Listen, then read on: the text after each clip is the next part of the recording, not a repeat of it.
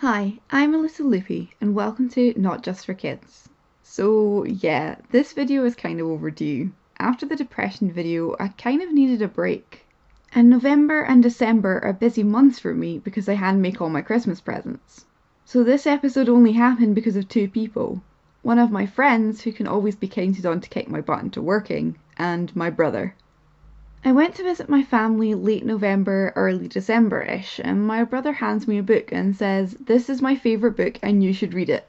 No pressure, right? And coming from someone who doesn't even like reading most of the time, this was worth triple points in the book's favour.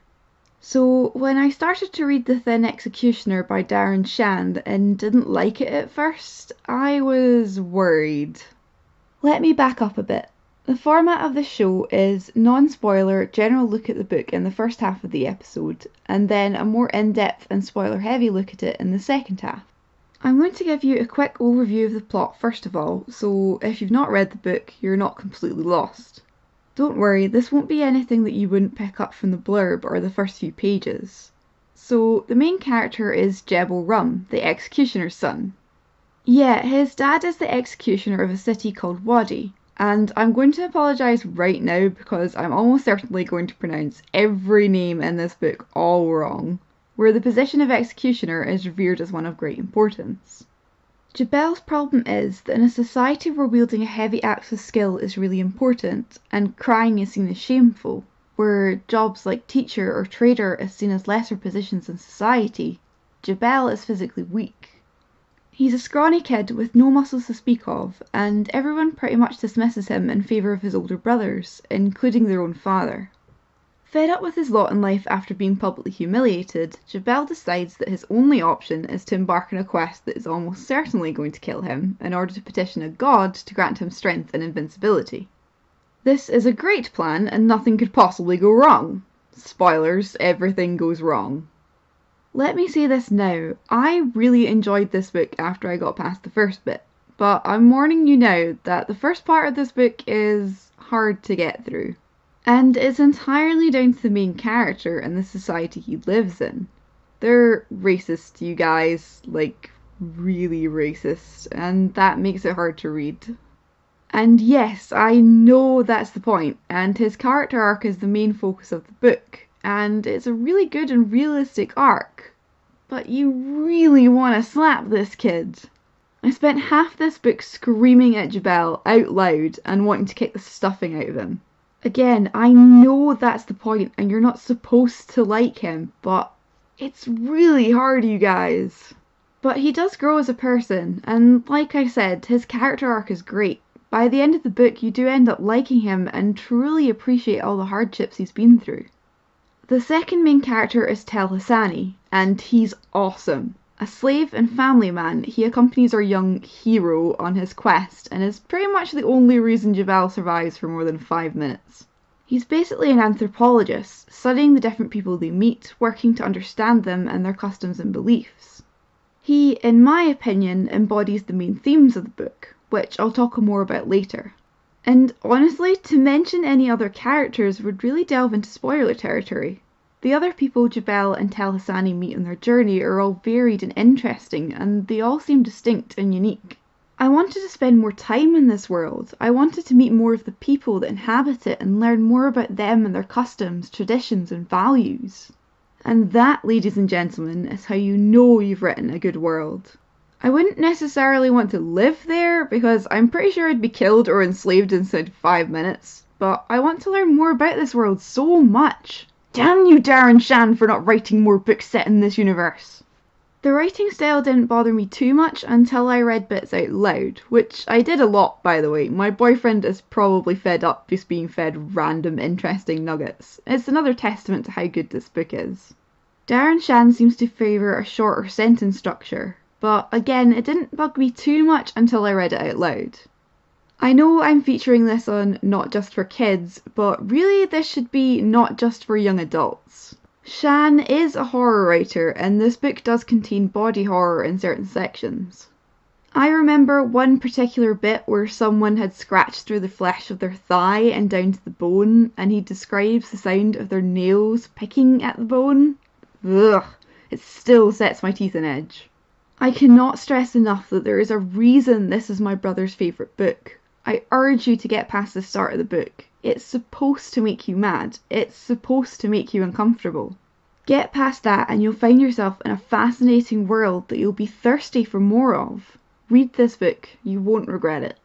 And you'll definitely want to do that before we enter the spoiler zone. This is your final warning. I'm not going to give an in-depth plot analysis because, honestly, you really should be reading this book. I want to focus on the themes that really stuck with me through reading it. There are two really obvious ones right off the bat: racism and slavery, and how they're both complete guff. The main character, Jabel, is from a society that views others as inferior. They also have a rather large population of slaves. As you can imagine, growing up in such an environment breeds some pretty extreme views in Jabel. I'm not going to get too far into this one. If you can't see what's wrong with these views, then I can't convince you otherwise, and I'm not even going to try. But to me, treating another person like they're somehow lesser than you, or forcing another person to work without pay and deplorable conditions, branding them as property and literally branding them without consent, is just wrong on every level. The book handles this well. Jabel's views change gradually and realistically throughout his quest as he's exposed to more of the world. Tel Hassani, on the other hand, is from a culture that believes in a singular god, as opposed to Jabel, who believes in a pantheon, but he never tries to force his beliefs onto Jabel or tell him that he's wrong to believe as he does. Unlike Jabel, who does pretty much the exact opposite. Tel Hassani's society believes that all the peoples of the land hold pieces of the truth, and he wants to learn as much as he can from these other cultures. This is what I believe is the right way to act. Another big theme of the book is death.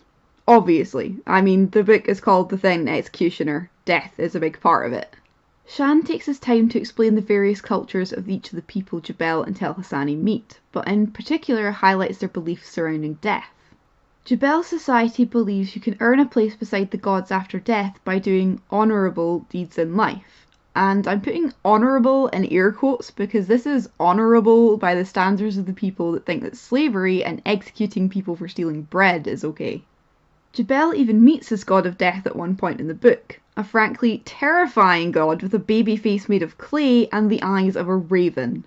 This is at a point in the story where Jabel has grown a lot as a character, so they get on quite well and agree to be friends. It's a great scene. There are others in the world who believe in reincarnation, particularly two peoples they meet who believe that they will come back as snakes or alligators, or bats. A warrior society called the Sikh have this weird windmill contraption that they strap heads to when someone in their society dies. It holds exactly 361 heads, and when someone dies they take off the oldest head, usually a clean skull by that point, and add the new one. The idea is to keep the spirit of the person with them as long as the head is on the windmill thing. By the time the older head is removed, everyone who knew that person will also be dead, so there's no one left to grieve. But for the people placed on that are newer, there's no need to grieve for them because their spirit is still there. So there's no need to be sad or mourn anyone ever. It's a little bit grim, but I think this idea is really sweet and I quite like it. And then there's the Umbayara. Ugh, the Umbayara. So these guys think that just because you don't have material wealth doesn't mean you can't buy a place beside the gods, like some cultures believe that you can do when you die. Just because you're poor and full of sin doesn't mean you're not guaranteed a good place after death. So what do you gotta do? Burn yourself, stab yourself, whip yourself, stick yourself with pins, scratch yourself until you bleed. Oh, and kill and cannibalize others. Oh, is that all? Well, sign me right up. Blech. These guys make my skin crawl. Good job, Darren Chan.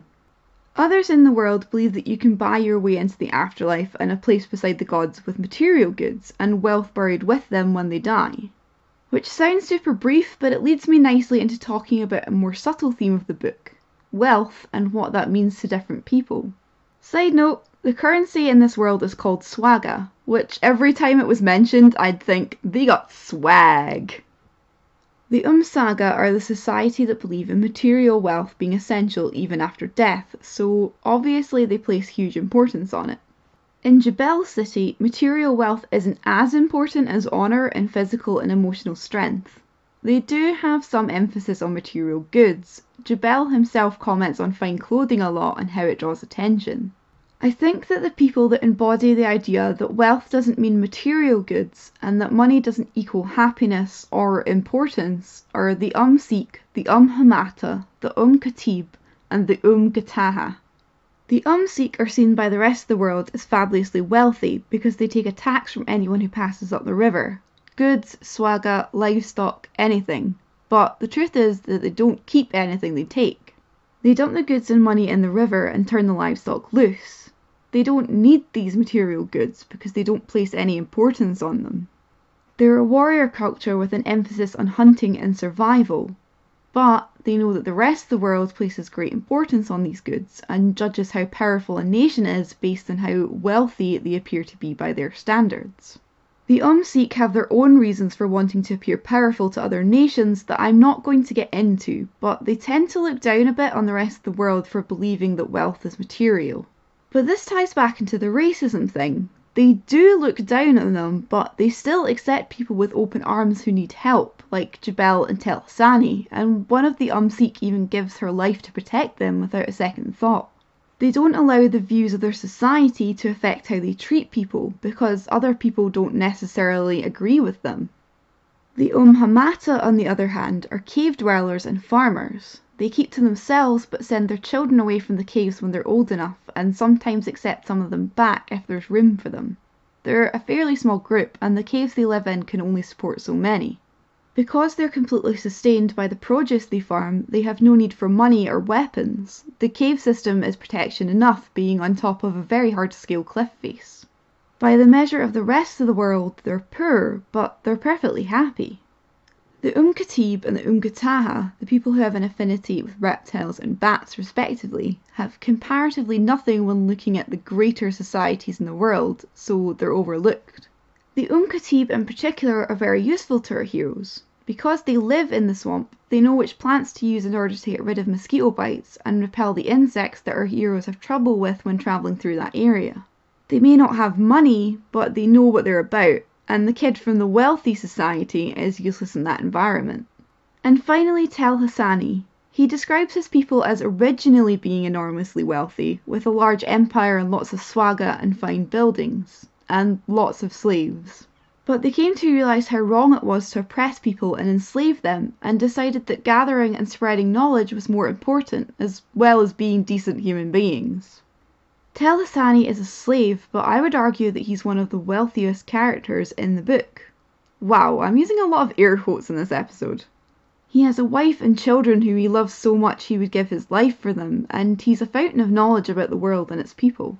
He's always gathering information and wanting to learn more about the people he encounters. He has a big heart, and his love for knowledge, for his family, even for Jebel in the end, is what makes him so wealthy.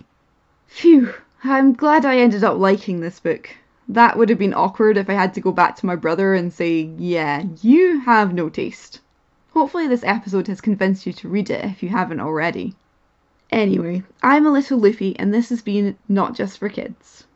In came the being born police, to take the newly undeceased. I was the softened gaze upon a child of God.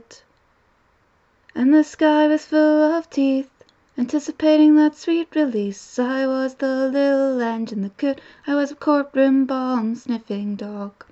And the blood collector collected blood, and the cannibals all sang. Tra-la-la-la-la-la-la-lang. They found a weird calling card in a puddle of body parts inside a bowl of angel hearts that the children were eating. I was a vampire hunter, I was a pregnant mother, I was a tear shed for the ones that die believing. And the blood collector collected blood, and the cannibals all sang.